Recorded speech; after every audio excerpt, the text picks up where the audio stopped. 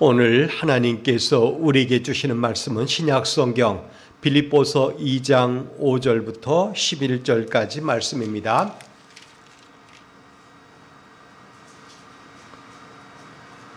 우리 한 목소리로 받들어 읽습니다. 5절 시작합니다. 너희 안에 이 마음을 품으라.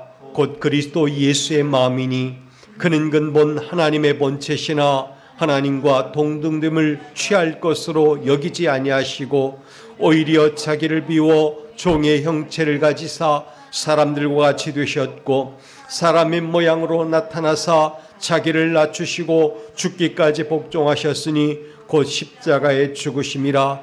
이러므로 하나님이 그를 지극히 높여 모든 이름 위에 뛰어난 이름을 주사 하늘에 있는 자들과 땅에 있는 자들과 땅 아래에 있는 자들로 모든 무릎을 예수 이름에 꿇게 하시고 모든 입으로 예수 그리스도를 주라 시인하여 하나님 아버지께 영광을 돌리게 하셨느니라.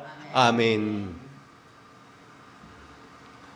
오늘 우리는 대림절 두 번째 주일, 구주강림 두 번째 주일을 맞이했습니다. 저는 오늘 읽은 말씀을 가지고 감당할 수 없는 겸손이라고 하는 제목으로 주신 말씀을 나누려고 합니다. 우리 하나님의 은혜와 평강이 여러분 가운데 가득하기를 주님의 이름으로 축복합니다. 주의 길을 예비하는 자로 이 땅에 내려와서 그 삶을 고스란히 주님께 바친 사람이 있었습니다. 우리는 그를 세례 요한이라고 부르는데, 세례 요한은 감옥에서 제자들을 예수님께 보내어 이렇게 묻습니다. 오실 그이가 당신이십니까? 라고 말이죠. 오실 그이가 당신이 오니까 우리가 아니면 다른 사람을 기다릴까요? 이렇게 묻게 하였습니다. 어쩌면 이 질문은 세례 요한에게 절박한 질문이었습니다. 왜냐하면 주의 길을 예배하러 왔기 때문에 분명한 목적지가 있는데 그 목적지가 잘못됐을까 봐 절박하게 질문한 것입니다. 내가 일생을 바쳐 증거한 메시아가 당신입니까? 아니면 내가 다른 사람을 기다려야 합니까? 이 질문이었던 거예요. 여러분, 구주강림 절기는 어린이가 즐거운 크리스마스를 기다리는 것처럼 흥분되고 가슴 떨리는 그런 절기가 아닙니다. 성탄절 예전의 색깔이 보라색인데 이 색깔이 상징하는 것처럼 절박한 마음을 깨끗게 하며 진정 오실 분을 기다리는 절기가 대림절, 구주강림 절기예요. 겸손한 자로 오시는 예수 그리스도를 맞이하기 위하여 오늘도 우리는 절박한 마음, 깨끗한 마음을 가지고 기다려야 할 줄 믿습니다. 마치 자신을 빈 구유와 같이 비워놓고 깨끗하게 청소하고 주님의 태어나심을 기다려야 할 것입니다. 바울은 우리가 품어야 할 마음이 있다고 얘기해 줍니다. 그게 바로 그리스도 예수의 마음이라고 얘기를 했습니다. 여러분, 그리스도 예수의 마음이 무엇일까요? 한마디로 겸손입니다. 이 단어 앞에 우리는 자신을 세워봐야 돼요. 과연 나는 겸손한가? 지금까지 살면서 겸손해 왔는가? 물론 부족함이 많이 보이죠. 겸손을 가장할 때도 있었고 흉내낼 때도 있었다는 거죠. 어떤 때는 위선자처럼 보일 때도 있었을 것입니다. 그럼 왜 우리가 겸손하지 못했을까요? 결론적으로 말하면 그리스도 예수의 마음으로 충만하지 못했기 때문에 그런 거예요.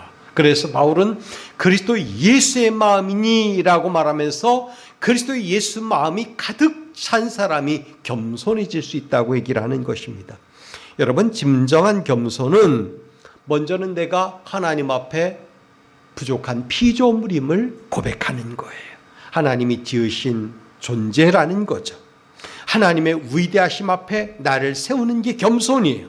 거룩하신 하나님 앞에 내가 만물보다 힘이 부족하고 거짓되고 부패한 존재다 라고 고백하는 게 겸손인 거예요. 그걸 아는 것이 겸손인 것입니다. 하나님 앞에 이 시간 우리는 정말 잠시라도 자기 자신을 세워놓고 과연 나는 겸손한가? 다시 한번 자신을 들여다볼 수 있길 바랍니다. 이 시간 하나님 앞에 그러하지 못한 우리 자신을 자복하며 감당할 수 없는 겸손이라고 하는 말씀을 듣기 원합니다. 겸손, 한자 그대로 보면 남을 대할 때 거만하지 않고 공손한 태도로 자기 자신을 낮추는 것, 이것 보고 겸손이라고 말해요. 제 몸을 낮춤. 남을 대할 때 교만하지 않고 공손한 태도로 자기 자신을 낮추는 게 겸손이라는 거예요. 사람은 누구나 다 자기 자신을 드러내며 살길 원해요. 우리 안에도 겉으로 보여지는 것들을 자랑하려고 하는 마음이 있어요. 어떤 사람은 외모를 자랑합니다. 어떤 사람은 가진 것 자랑합니다. 어떤 사람은 실력을 자랑합니다. 많은 자랑거리들이 있어요. 그러다 보니까 아버지의 마음으로 자기 마음을 무장하고 다른 사람을 대하는 게 부족할 때가 많은 거예요. 왜? 나의 것을 내세우기 때문에 그런 거예요. 이를테면 어떤 사람에게는 100만 원이 아무것도 아닌 사람들이 있어요. 아니 100만 원뿐만 아니라 그보다 훨씬 더 많은 돈도 아무것도 아닌 것처럼 뿌릴 수가 있어요. 그러나 어떤 사람은 10,000원 한 장도 쓰기 힘들어하는 사람도 있다는 거예요. 그런 10,000원 한 장 쓰기도 힘든 사람 앞에서 100만 원을 쓰기 쉬워하는 사람이 야 까짓 거 그게 뭐라고 하면서 말하면 이거 겸손한 게 아니에요. 아버지의 마음으로 충만한 사람은, 그리스도 예수의 마음으로 충만한 사람은 저 사람이 진정 무엇이 필요한지, 어떤 존재인지 헤아리고 그의 삶 가운데 조용히 들어가 동참해 주는 거, 이게 필요하다는 거죠. 그러나 겸손하지 못하니까, 그리스도 예수의 마음으로 충만하지 못하니까 자기 기준을 만들어 놓고 그것을 들여미는 거예요. 저 사람도 나와 같으려니, 저 사람도 나처럼 살겠거니, 저 사람도 이만큼 하겠지 생각하며 따라오라고, 또는 그렇게 하자고, 그렇게 말하고 그렇게 이끌어가는 것입니다. 그러니 반발심이 커질 때가 많고, 어떤 때는 이해하지 못할 존재, 상종하지 못할 존재라고 생각할 때가 많다는 거예요. 여러분, 겸손은 자기를 드러내지 않고 낮추는 것으로 보통 생각해요. 그러나 성경이 말하는 겸손은 그게 아니고 먼저는 하나님 앞에 자기 자신이 보잘것없는 존재임을 자각하는 거예요. 그 낮아진 마음으로 다른 영혼을 대하는 게 겸손이에요. 그렇기 때문에 겸손은 아버지에게 보여지는 나의 모습이 형편없이 부족함을 깨닫고 그 형편없이 부족한 자기 자신을 가지고서 다른 사람을 돌보고 바라보고 만나는 관계, 이것 보고 겸손이라고 말하면 좋겠다는 거죠. 이러한 진정한 겸손은 어디서 발견할 수 있을까요? 주 예수 그리스도의 십자가에 대한 경험, 그 위에서 꼽히는 것들이죠. 그래서 본문 5절을 보면 너희 안에 이 마음을 품으라 곧 그리스도 예수의 마음이니 라고 말합니다. 우리 안에 품어야 될 이 마음이 어떤 마음일까요? 저는 오늘 4가지 이야기를 여러분과 나누려고 합니다. 첫 번째, 어떤 마음이 이 마음일까? 남 대신 목말라주고 싶은 마음을 갖는 게 겸손이 우리가 품어야 될 마음이에요. 다른 사람의 목마름에 동참해주고 대신 목말라주고 싶어하는 거, 이게 바로 이 마음 겸손이라는 거예요. 우리 주님은 그러셨어요. 이 이야기는 요한복음 4장에 잘 나옵니다. 수가성 여인에게 물을 달라 말씀하시는 주님이 나옵니다. 여러분, 우리는 이 시간 목말라 주시기 위하여 대신 오신, 이 땅에 오신 예수님을 저와 여러분들이 만나봤으면 좋겠어요. 주님은 연약한 인간의 몸을 입고 이 땅에 오셨다고 하죠. 그래서 예수님도 목마르셨어요. 우리는 그분은 신과 같은 존재 이렇게 생각하면서 전혀 목마르지 않고 전혀 배고프지 않고 전혀 피곤하지 않은 분으로 생각하면 오산이에요. 아니에요. 우리 주님도 형편없는 육체를 가지고 계셨어요. 목말랐고 피곤했고 배고팠고 그렇다는 거죠. 그래서 목마르셨어요. 우리를 대신하여 목마르시려고 자신의 신분을 버리시고 인간이 되기 위해 하나님의 자리, 높은 자리를 포기하셨어요. 얼마든지 물을 내시고 얼마든지 양식을 만드실 수 있는 그분이, 그런 힘을 갖고 계신 그분이 그 힘을 포기하셨다는 거예요. 그 힘을 포기하고 인간처럼 오셨어요. 대신 목말라주고 싶어서, 함께 목마르고 싶어서, 함께 배고프고 싶어서 이 땅에 오셨어요. 사랑 때문이라고 말합니다. 성경은 이렇게 말합니다. 우리가 아직 죄인 되었을 때 그리스도께서 우리를 위하여 죽으심으로 하나님께서 우리에 대한 자기의 사랑을 확증하셨느니라. 로마서 5장 8절의 말씀이에요. 예수님은 우리를 위해 죽기 위해 이 땅에 오셨고 동시에 사람처럼 살려고 이 땅에 오신 분이에요. 그래서 하늘과 땅을 적시는 물을 만드신 예수님께서 우물에서 사마리아 여인에게 마실 물을 달라 말씀하신 거예요. 나도 너처럼 목마른 존재야. 나도 너처럼 목마른 존재야. 나는 너의 목마름에 동참하고 싶어. 나는 너의 목마름을 함께 나누고 싶어. 여러분, 바로 우리를 위해서 목마르신 예수님의 모습이 그렇다는 거죠. 그러니까 수가성 우물가에서 사마리아 여인에게 말씀하셨던 그 예수님의 모습이 바로 오늘 우리에게도 나타나실 예수님의 모습이라는 거예요. 우리의 목마름에 함께 하시고 우리의 목마름과 똑같은 목마름을 경험하시는 예수님. 우리 대신 목말라주고 싶어서 오신 거죠. 여러분, 하나님의 사랑은 예수님으로 하여금 자신을 포기하게 만드셨어요. 우리를 위하여 연약한 인간이 되시도록 만드셨습니다. 세상의 모든 악함에 노출되게 만드셨어요. 세상의 모든 공격 앞에 노출되게 만드셨어요.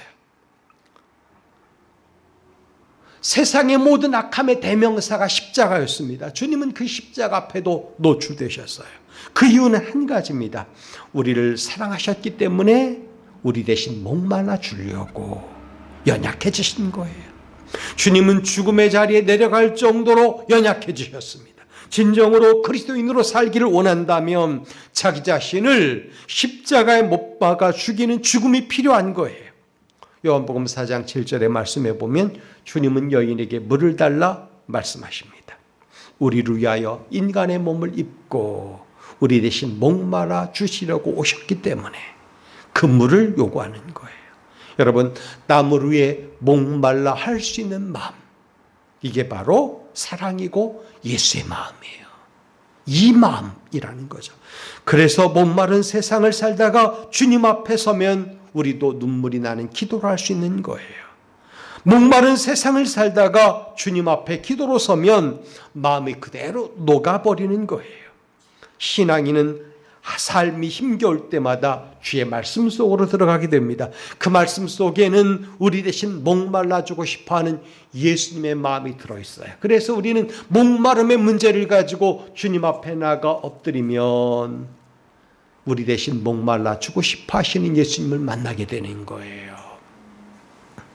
우리의 연약함을 다 아시고 우리 연약함에 동참하시는 그 예수님이 우리의 목마름의 현장 가운데 오시는 거예요. 목마름은 단지 하나의 현상이죠.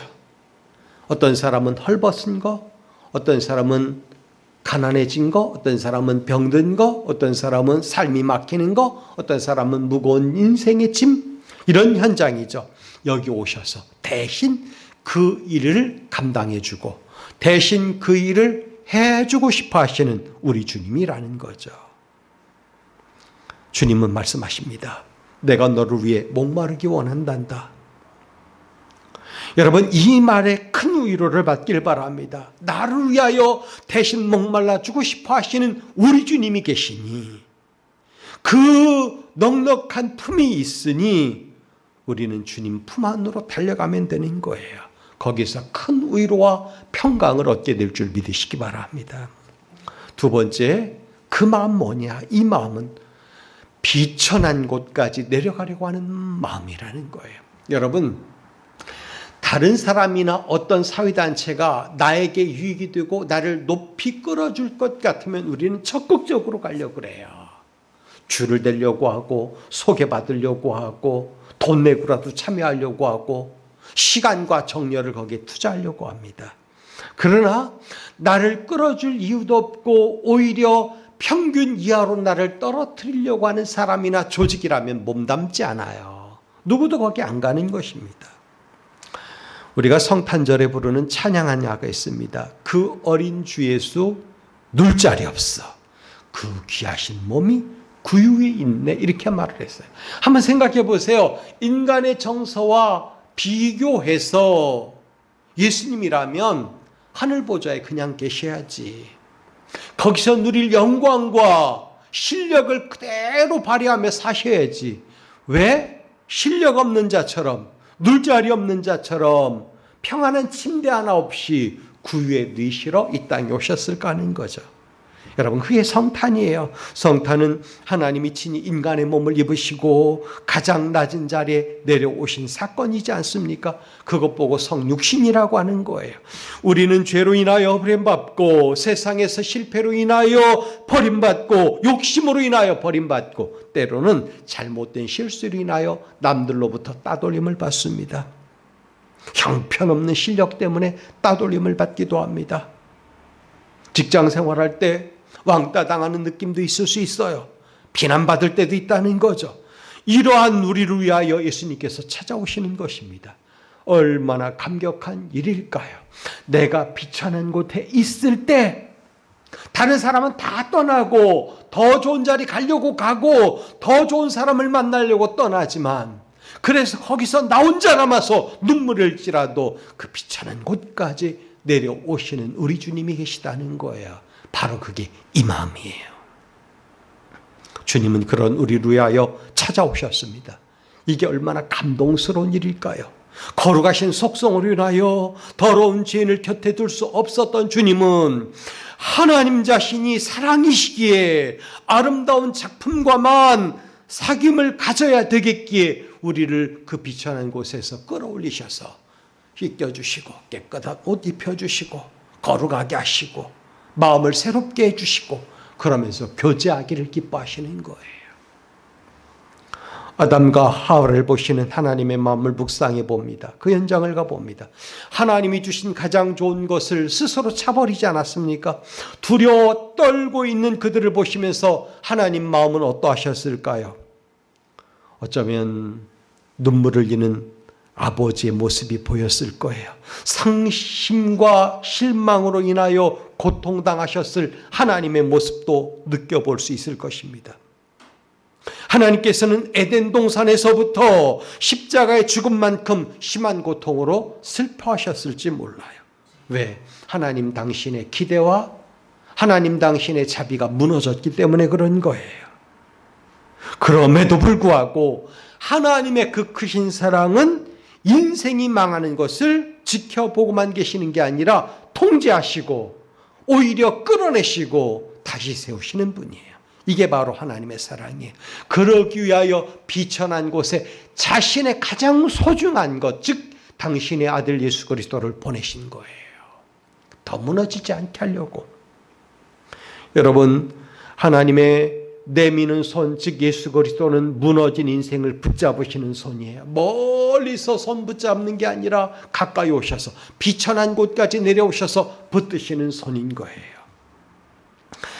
하나님의 거룩하심과 사랑하심이 통하는 길을 만들어 놓기 위하여 우리 주님이 오셨거든요. 그래서 주님은 말씀하십니다. 다른 이로서는 구원받을 수 없나니 천하인간의 구원받을 만한 다른 이름을 너에게 주신 일이 없느니라. 예수님이라는 거죠. 그분이 통로가 되시려고, 내미는 손이 되시려고 비천한 곳까지 내려오신 거예요.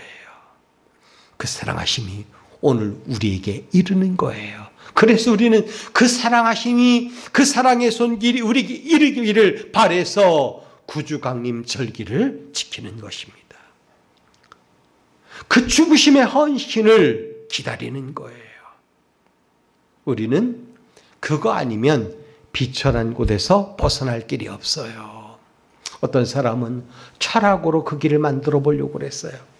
어떤 사람은 과학으로 그 길을 만들어 보려고 그랬어요. 어떤 사람은 윤리와 도덕으로 만들려고 그랬습니다. 어떤 사람은 재물로 그 길을 만들어 보려고 했죠. 그러나 다른 길은 없어요. 분명히 성경은 선포하고 있어요. 다른 이름으로서는, 다른 이름으로, 다른 길로는 그 길을 갈 수가 없다는 겁니다. 여러분, 우리 주님처럼 끝내 비천한 곳까지 내려오셔서 자기 목숨으로 대속의 사역을 이루신 분이 없기 때문에 그런 거예요. 예수님밖에 없는 겁니다. 이런 놀라운 은혜를 체험한 시편 기자가 시편에서 이렇게 외치죠. 내가 새벽 날개를 치며 바다 끝에 가서 거주할지라도 거기서도 주의 손이 나를 인도하시며 주의 오른손이 나를 붙드시니이다. 이렇게 말합니다. 여러분, 새벽에 날개를 친다라는 말이 어떤 말일까요?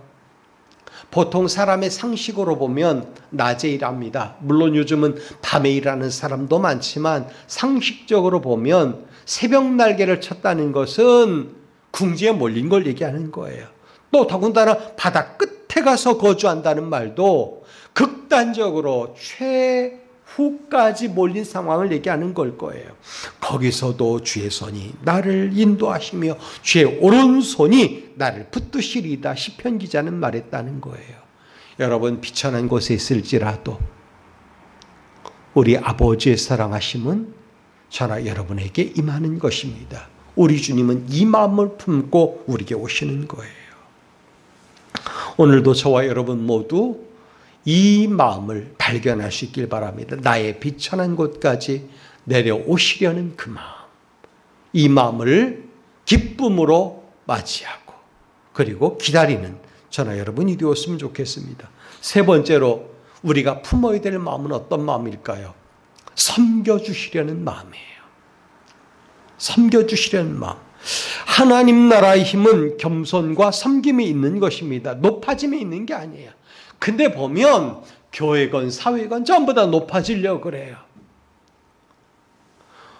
높임을 받지 않으면 기분 나빠해요.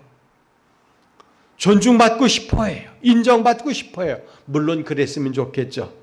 그러나 진정으로 우리가 가져야 될 마음은 겸손과 섬김이에요. 하나님 나라가 거기 있는 것입니다. 겸손과 섬김이 있는 곳에는 하나님 나라가 확장돼요. 그러나 높아지려는 마음, 자기만 아는 마음이 있는 곳에는 하나님 나라가 위축당하고 마는 거예요. 거기에는 원수마귀가 득실거려요.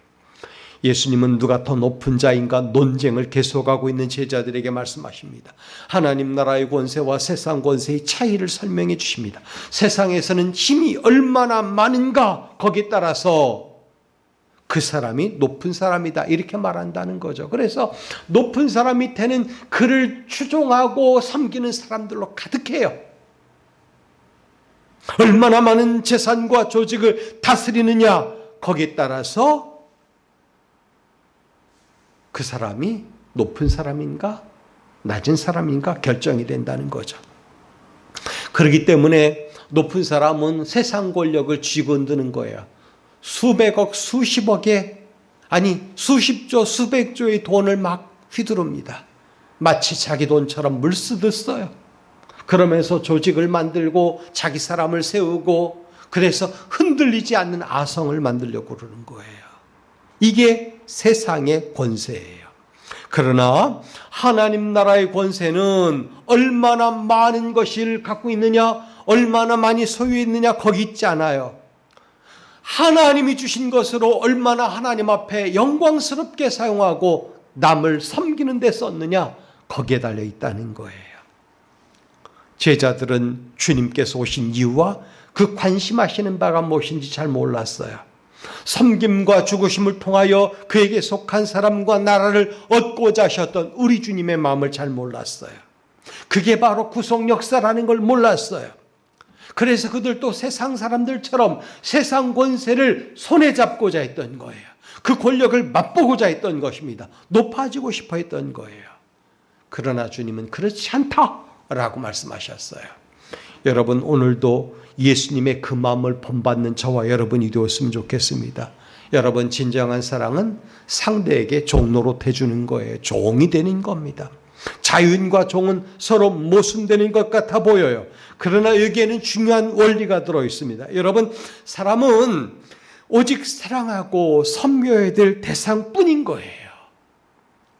누구든, 그게 부모든 자식이든 배우자든 또는 직장의 동료든 상관없이 결국 인생은 사람은 섬겨야 될 대상이라는 거지. 사랑하고 섬겨야 될 대상이죠. 그것도 주님이 주신 그 마음으로 말이죠. 그러나 이 마음을 품지 못하면 그게 억지가 되고 싫어요.